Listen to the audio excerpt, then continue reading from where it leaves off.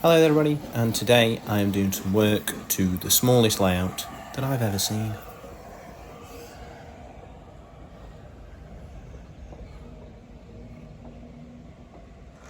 And this is the layout in question. It is what I deem a nano layout. It fits inside a celebrations tub and it is based on a heavily bent down piece of flexi-track that my mate Luke Noble made for me. Now, you can see we've got the Ruston running round. I'm going to stop that. This did have a video done 4 or 5 years ago, I think. But it's the only layout that I've got that's a continuous run and that I could leave running all day while I'm doing other things. So, what I want to do to make this exhibition worthy is to put some capping in on it. Obviously it's very, very free rein at the moment. You can see all the way through to the back. You can see my hand there. What I want to do is I want to put a stop to that. So, what I need is some kind of wall. A little bit like this one here. Something that I can bend round and just cap the layout in with. As you can see, this is a bit of plasticard.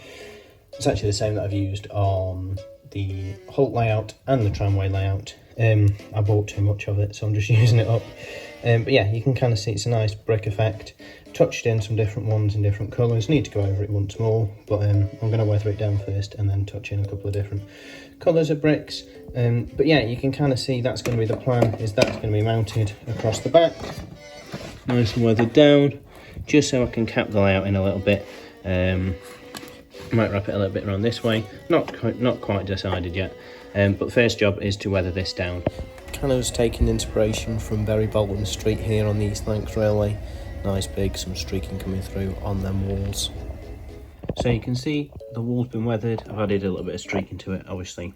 I'll weather it a little bit more. Now it's in situ. Just gluing it in really with PVA. You can see I've cut a hole out there for the power to go out of. I'll obviously fix some bits around that so it's not as obvious, but yeah, kind of gives you the idea. This will be the way you'll be viewing into the layout, the wall to kind of cap it. We're back at Bury Bolton Street here. Basically this is, I think it's the standard full trust, and what we're paying attention to is that crane there. Really fun. And when I've put pictures of this on social media, Facebook and Instagram, people said why not add a bit of artificial height, so I did. I built it out of kebab skewers and plasticard during an England game.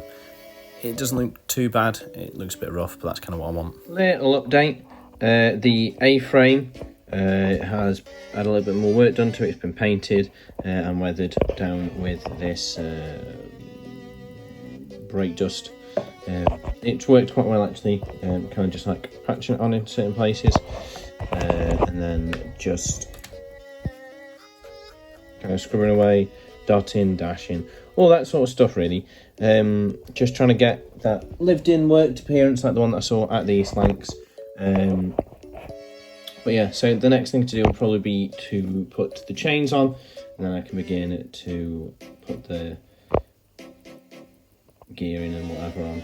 But yeah, I think it works quite well as like a standouty sort of feature for the layout.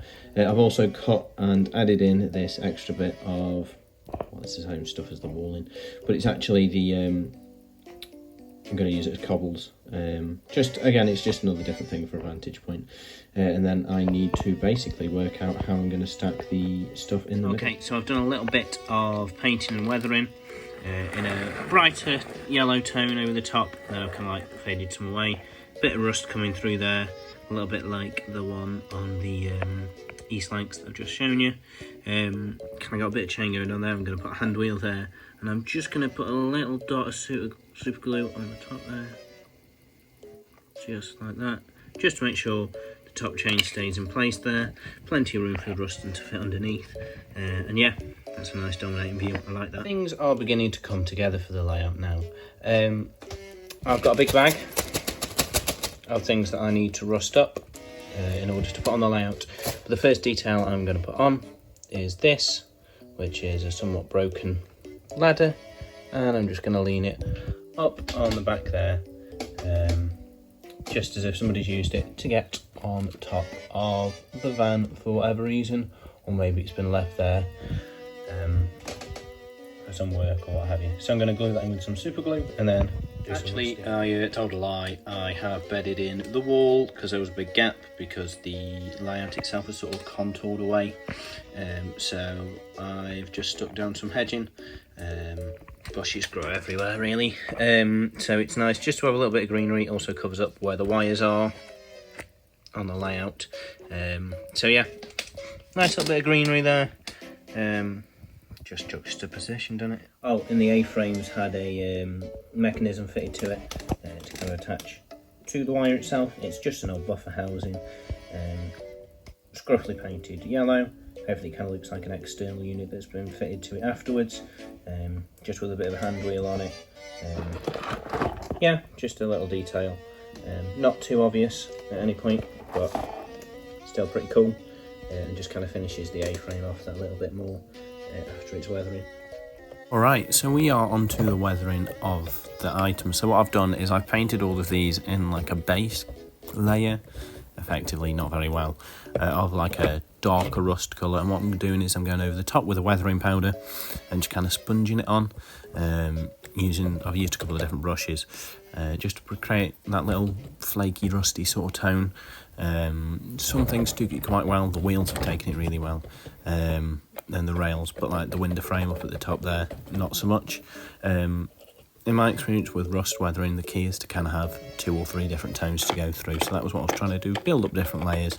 The lighting's not great, so you can't see it too well in this clip, but just beginning to patch that on, have the flaky rust coming through, bubbling through, all that sort of good stuff.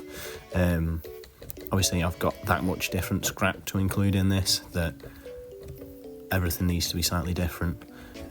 Otherwise it'll look very blocky and very similar, which will kind of take away from the whole scrapyard feel.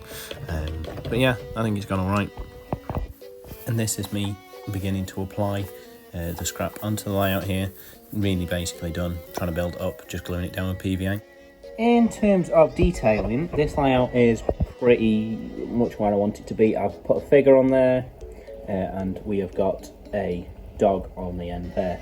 The last thing I want to add is a tree stump, which is here. And I'm just going to put it in. Basically, I was very aware that this layout has absolutely nothing natural, so I thought it'd be fun to add this tree stump. I think it's some kind of material that it's made out of, so like some kind of injection molded thing, I think. But yeah, been detailed, weathered up. Don't think it looks too bad, and it is visible from when you're looking here. So yeah, with that being done, I guess it's a chance for us to now run this layout.